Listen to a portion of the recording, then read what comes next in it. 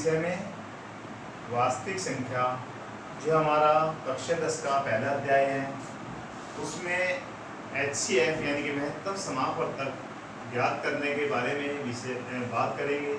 अभी देखते हैं। सबसे पहले मैं कुछ इसका परिचय देता हूँ। जैसे कि आपने 9th में पढ़ा था कि प्राकृतिक संख्याएं क्या होती है। प्राकृतिक संख्याएं, अब प्राकृतिक संख्या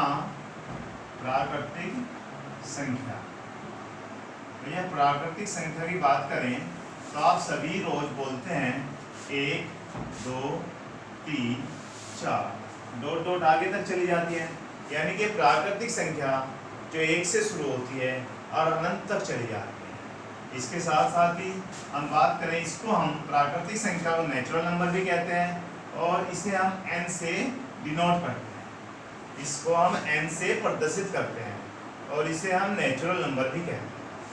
इसके बाद हम बात करते हैं पूर्ण संख्या की। पूर्ण संख्या क्या होती है? पूर्ण संख्या, इसको पूर्ण संख्या को होल नंबर बोलते हैं और ये 0 से शुरू होते हैं। 0, 1, 2, 3, 4 आगे तक चली जाती है। यानी कि इसका मतलब ये आया कि सारी प्राकृतिक संख्या पूर्ण संख्या में ही होती है और इसको हम इससे होल नंबर तो W से इसको हम निरूपित करते हैं। पूर्ण संख्या के बाद आता है हमारा पूर्णांक। अब पूर्णांक होता है क्या? अब आपने पूछा, देखा होगा धन पूर्णांक और ऋण पूर्णांक। पूर्णांक में पूर्णांकों को हम Z से प्रदर्शित करते हैं, इंटीजर बोलते हैं इसको। और पूर्णांक क्या होंगे? देखिए 0 और इधर चले जाते हैं तो 1, 2, 3 डॉट डॉट लगा दीजिए अनंत तक।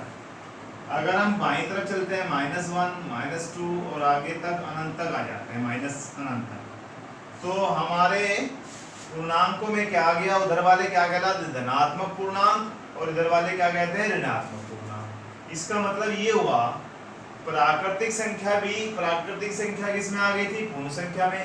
और सारी प्राकृतिक संख्या और पूर्ण संख्या किसमें आ जाती है? पूर्णांक में आ जाती है। अब इसके बाद हम लेते हैं परिमेय संख्या। परिमेय संख्या, अब परिमेय संख्या क्या होती है? Rational number. रेशनल नंबर को परिमेय संख्या, रेशनल नंबर इसको हम Q से प्रदर्शित करते हैं। और कौन सी होती है परिमेय संख्या है? जिसको हम P/Q के रूप में लिख सकते हैं। किस फॉर्म में लिख सकते हैं? P/Q की। और जहां पर Q जो है 0 नहीं होना चाहिए, P/Q की फॉर्म में लिखें और Q 0 नहीं होना चाहिए। जैसे कि मैं यहाँ पर लिखूँ 2/3, तो हमारा क्या हो जाएगा? ये परिमेय संख्या हो जाएगी।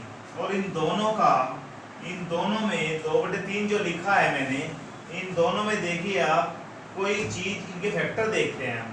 इसके जो गुणनखंड होंगे वो क्या होंगे? 1 और यहाँ पर 2, और इसके क्या होंगे? 1 और 3।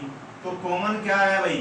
केवल एक ही कॉमन है, इसके अलावा कोई संख्या उभयनिष्ठ नहीं है। तो यह क्या हो गया भाई? परिमेय संख्याएं। अब बात आती है परिमेय संख्याएं के बाद में अपरिमेय संख्याएं। अपरिमेय संख्याएं, अब अपरिमेय संख्याएं को कहते हैं इरेशनल नंबर। अब इरेशनल नंबर हमारे कौन से होते हैं? जिसको हम P/Q की फॉर्म में नहीं लिख सकते। जैसे कि हमारी संख्या है √3 है, इसको हम P/Q की फॉर्म में नहीं लिख सकते। हम आगे होल नंबर ले लें √2 है, जिसको हम P/Q की फॉर्म में नहीं लिख सकते। जैसे कि कुछ बच्चे कह रहे हो √4 भी आ जाएगा। भाई √4 अपरिमेय संख्या नहीं है, यह परिमेय संख्या है। क्यों? क्योंकि इसका हम क्या करते हैं? वर्गमूल कर दें, और तो वर्गमूल करने पर क्या आएगा? 2 आ जाएगा। और 2 को हम 2/1 लिख दें तो भी हमारा क्या है? ये परिमेय संख्याएं हैं। यानी कि वे संख्याएं परिमेय संख्याएं और अपरिमेय संख्याएं होते हैं जिनका हम पूरा वर्गमूल नहीं कर सकते। अब हमारे पास पहले प्राकृतिक संख्या हो गई, फिर पूर्ण संख्या, फिर पूर्णांक, परिमेय संख्या और अपरिमेय संख्या। अब हम लेते हैं, अब आती है हमारी वास्तविक संख्या। वास्तविक संख्या कौन सी होंगी भाई? रियल नंबर इनको बोलते हैं वास्तविक संख्या। वास्तविक संख्या में हमारा कौन सी आ जाएगी? हमारी परिमेय और अपरिमेय के समूह को परिमेय व अपरिमेय के समूह, इसमें परिमेय और अपरिमेय दोनों आ जाती है अपरिमेय, तो ये समूह क्या बन जाता है भाई, वास्तविक संख्या बन जाती है। अब हम बात करते हैं कि कभी कभी जैसे 9th क्लास में आपके प्रश्न आए थे, क्या सभी पूर्ण संख्या परिमेय संख्या हो सकती है क्या? भाई पूर्ण संख्या में 0 भी आ गया, प्राकृत में तो थी नहीं, तो इसका मतलब नहीं। तो इसका एक नियम है, चार्ट है, सबसे अंदर की ओर हम बात करें तो क्या आता है, प्राकृतिक संख्या, उसके बाहर चलें तो इसका मतलब इस वाले गोले में कौन आ जाएगा, इस वाले सर्किल में W का मीन्स क्या हो गया भाई, होल, यानी कि पूर्ण संख्या। यहाँ पर मैं वैसे n से डिनोट करते हैं, मैंने वहाँ लिख दिया है इसलिए मैं n लिख रहा हूँ भाई।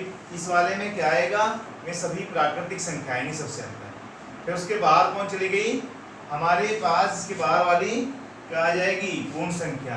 पूर्ण संख्या होती है होल नंबर, जैसे 0 1 2 3, तो सभी प्राकृतिक संख्या क्या होती है, पूर्ण संख्या होती है। उल्टा चले तो गलत हो जाएगा, सभी पूर्ण संख्या प्राकृतिक संख्या नहीं हो सकती। अब हम इसके बाद में क्या आता है हमारे पास, पूर्णांक। हम पूर्णांक को यहाँ पर लिखते हैं, तो इसका मतलब क्या हो गया, सभी पूर्णांक को भाई Z से करते हैं प्रदर्शित, तो इसका मतलब क्या हो गया, सभी प्राकृतिक संख्या क्या होती है, पूर्ण संख्या होती है। सभी प्राकृतिक व सभी पूर्ण संख्या क्या होती है, पूर्णांक होती है। उल्टा गलत हो जाएगा, अगर हम इधर को चले तो गलत हो जाएगा। सभी पूर्णांक पूर्ण संख्या नहीं हो सकते, सभी पूर्णांक प्राकृतिक संख्या नहीं हो सकते। आगे चले, इसके बाद में हम ले लेते हैं यहाँ पर परिमेय संख्या R, इसको हम Q से डिनोट करते हैं, तो इसका मतलब ये आ जाएगा, इधर को चलें, सभी प्राकृतिक संख्या पूर्ण संख्या है, सभी प्राकृतिक संख्या पूर्णांक है, सभी प्राकृतिक संख्या क्या हो जाएगी, परिमेय संख्या हो जाएगी। इसके बाद आगे चलें तो यहाँ पर आ जाता है भाई Q is not equal to 0। इसके बाद यहाँ पर चलें तो ये बन जाता है हमारा, क्या बन जाता है सबसे बाद में R। तो इसका मतलब ये हो गया, ये सारी मिलकर क्या बन जाती है भाई, वास्तविक संख्या, रियल नंबर। तो हमारी प्राकृतिक संख्या होल संख्या हो गई, पूर्ण संख्या हो गई, प्राकृतिक संख्या पूर्णांक हो गए, प्राकृतिक संख्या परिमेय संख्या हो गई, और प्राकृतिक संख्या क्या हो गई, वास्तविक संख्या। हम इसको ऐसे लिख सकते हैं N W Z Q और R। इसे याद रखने के लिए ऐसे चलें तो सही है, सत्य है भाई, ट्रू है, और अगर ऐसे चलें तो ये फॉल्स है, गलत हो जाएगा। तो इसका मतलब हमारा ये वाली बात याद रखें, उससे हमें सारी प्राकृतिक पूर्ण संख्या इन संख्याओं का ज्ञान हो जाता है। अब हम अपनी बात पर आते हैं, हमारे इसमें क्या दिया हुआ है, पहली एक्सरसाइज 1.1 हम करेंगे। अब 1.1 को करने के लिए देखते हैं क्या है। देखिए पहला क्वेश्चन है आपका, फर्स्ट क्वेश्चन में हमें HCF ज्ञात करना है। इसने कहा है यूज, प्रयोग कीजिए, किसका प्रयोग करना है, यूक्लिड विभाजन एल्गोरिथम। यूक्लिड विभाजन एल्गोरिथम का प्रयोग करते हुए क्या करना है, हमें HCF यानी कि महत्तम समापवर्तक ज्ञात करना है। अब यूक्लिड का मतलब, यूक्लिड से क्या समझते हैं आप देखिए, जैसे कि हमें यूक्लिड में एक बात समझाते हैं, जैसे हमें दिया हुआ है, ये दे दिया क्या, यानी कि यूक्लिड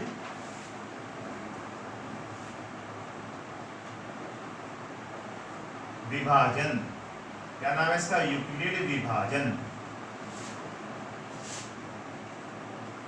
एल्गोरिथम,